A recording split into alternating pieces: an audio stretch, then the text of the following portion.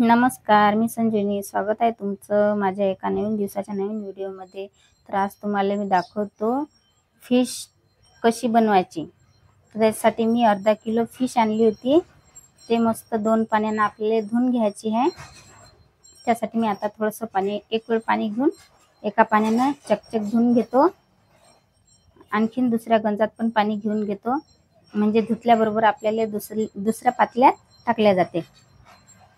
हे पहा, मी अशी म्हणजे जास्त आपल्याला धुवा नाही लागत, असे थोडी धुवा लागते. आता आपली मच्छी आता होतच आली, धुणं होतच आली. आता मी दुसऱ्या गंजात पण टाकून दिली, पाहू शकता तुम्ही. एकदम अशी काही चकचक धुवा पण नाही लागत, पद्धतशीर आरामशीरच धुवा लागते फिश कधी पण, नाहीतर मग ते अशी घाटा झाल्यासारखे होते. पहा, हे मी दुसऱ्याही पाण्यानं धुतले. 2 पाणी धुवून झाले. आता तिसऱ्या पण पाण्यानं मी धुवून काढतो, कारण की कसं मच्छीचा थोडासा कसा वास येते ना, तर त्याच्यासाठी 3 पाण्यानं धुवाच लागतं. तर त्याच्यासाठी पहा, मी साहित्य घेतलं. 2 कांदे, खोबऱ्याचा तुकडा, लिंबू, लसण, अद्रक, सांबार मसाला, मीठ, हळद, मिरची पावडर, जिरं, एवढं साहित्य लागते आपल्याला. तर सर्वात आधी आपण जे मच्छी धुवून घेतली होती ते एका पातेल्यात काढून घेऊ. थोडंसं मोकळंच पातेलं लागते आपल्याला. तर त्याच्यात सर्वात आधी हळद टाकून घेऊ. थोडंसंच टाका लागेल, कारण की आपल्याला फोडणीत पण टाका लागेल ना थोडंसं. थोडीशी हळद, थोडंसंच मीठ घ्या लागते आपल्याला, काही जास्त नाही घ्या लागत, जेणेकरून सर्व आपल्या फिशला लागली पाहिजे. त्याच्यावर मी निंबू कापलं. तर ते निंबू कसं तुम्ही नाही टाकलं तरी चालते, पण मी थोड्यासारखं निंबू टाकून घेतो. निंबानं मस्त जरासा स्वाद येते. थोडंसं कसं आंबट चव चांगली लागते, पण तुम्ही नाही टाकलं तरी पण चालते. थोडंसंच टाकलं मी, समजा अर्ध टाकलं, तुम्ही थोडंही टाकलं तर चालते.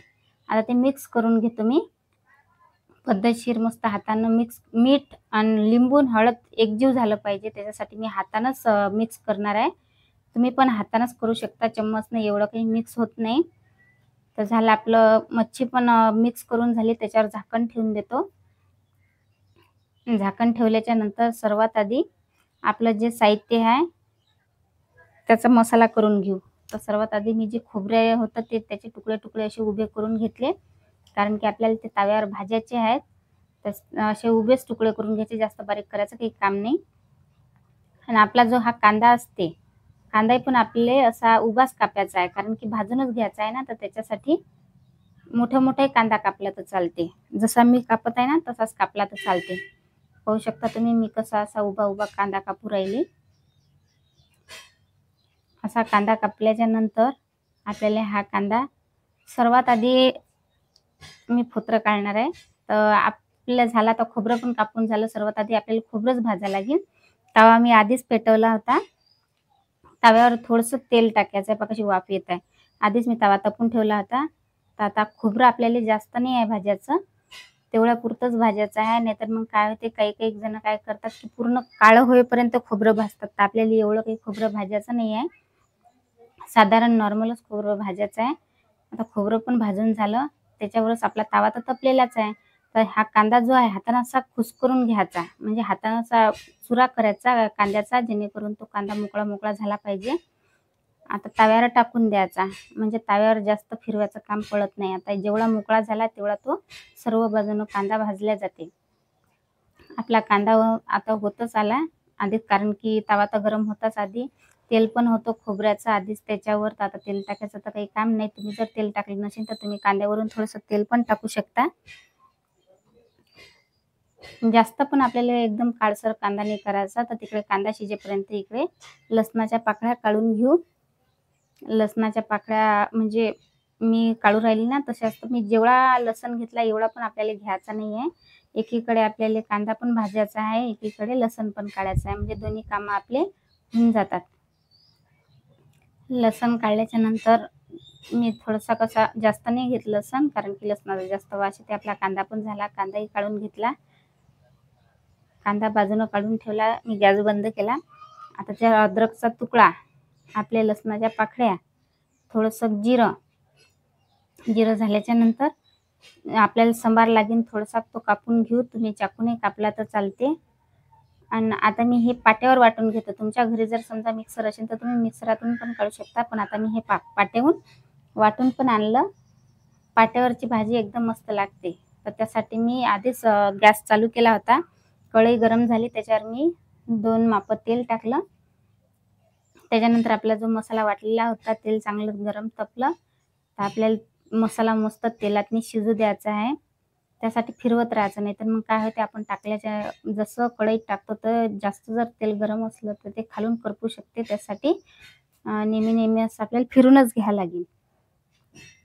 मस्त तेलाला आपला जो मसाला आहे तर त्या मसाल्याला मस्त तेल सुटलं पाहिजे. त्याच वेळेस समजायचं की आपला मसाला तयार झाला आहे. पहा कसं तेल सुटलं. तर आपला मसाला झाल्याच्या नंतर आपल्याला मिरची पावडर टाकायचं, जेवढं लागलं तेवढं मिरची पावडर चवीनुसार. थोडीशी हळद टाकायची आहे, कारण की आपण अगोदर मच्छी ज्यावेळेस मिक्स केलं त्यातनी हळद गिळत त्यावेळेस कमी टाकली होती, तर आता थोडीशी टाकली. आता मीठही कमीच टाकायचं, कारण की मग आपण टाकलं होतं ना मीठ. तर आपला हे आम्ही घरचा मसाला घेतला. तुमच्या घरी जो मसाला असेल तर तुम्ही मसाला घेऊ शकता आणि फिरून घ्यायचं, कारण की ते एकजीव करायचा आपल्याला मसाला जो आहे तो. तर आपल्या समजा मी पावर आधी कमी केला होता, पावर वाढवला मी, कारण की ज्यावेळेस आपला मसाला तयार झाला होता त्यावेळेस मी गॅस कमी केला होता. ज्यावेळेस मिरची पावडर टाकलं त्यावेळेस मी गॅस वाढवून घेतला. आपलं जे वाटलेला मसाल्याचं पाणी होतं ते मसाल्याचं पाणी टाकून घ्यायचं त्याच्यावर आणि एक वेळ फिरून घ्यायचं, जेणेकरून आपला मसाला खालून जळला नाही पाहिजे त्याच्यासाठी. आता आपला मसाला पण आता फिरून झाला. आता त्याच्यावर झाकण ठेवायला लागेल.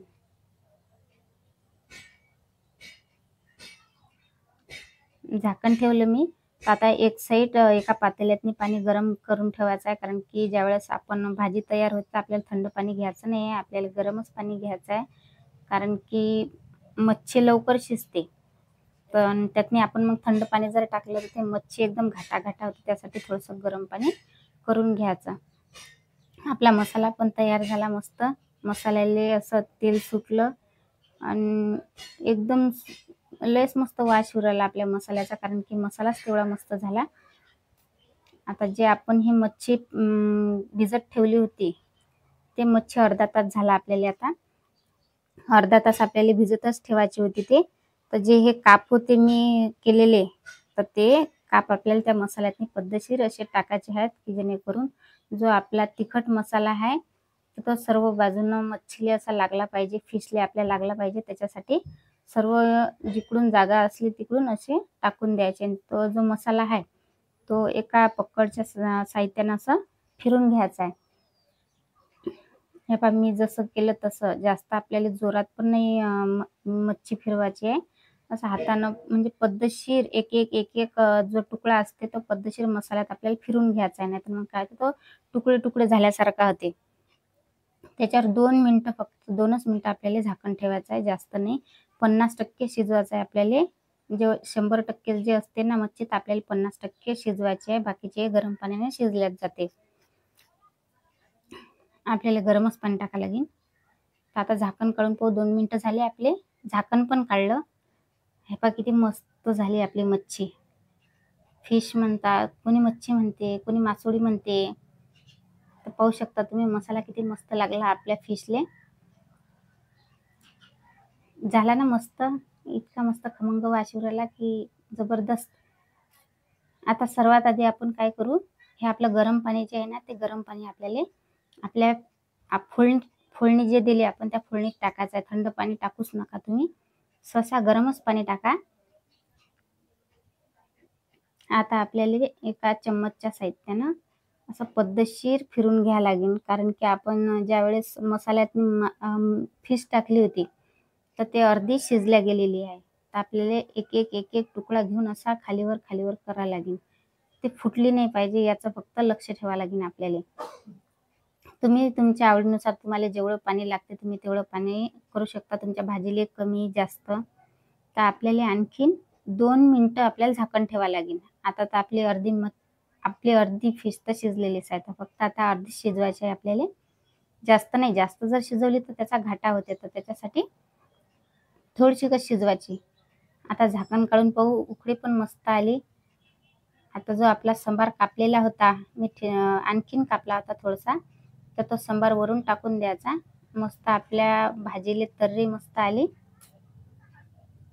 आपली फिश भाजी जी आहे ते मस्त झाली. आता गॅस बंद करून तुम्हाला दाखवतो. एक एक तुकडा घेऊन पा, जास्त शिजली पण नाही आणि जास्त कच्ची पण नाही राहिली, पद्धतशीर शिजली आपली भाजी. पाहू शकता तुम्ही कसा एक एक तुकडा निघू राहिला मस्त. तर्री पण मस्त आली. आपली फिश पण मस्त तयार झाली. पाहू शकता तुम्ही. हे झाली आपली फिश तयार. अशीच तुम्ही पण करून पहा. नक्की व्हिडिओ आवडल्यास लाईक करा, कमेंट करा आणि सपोर्ट करा.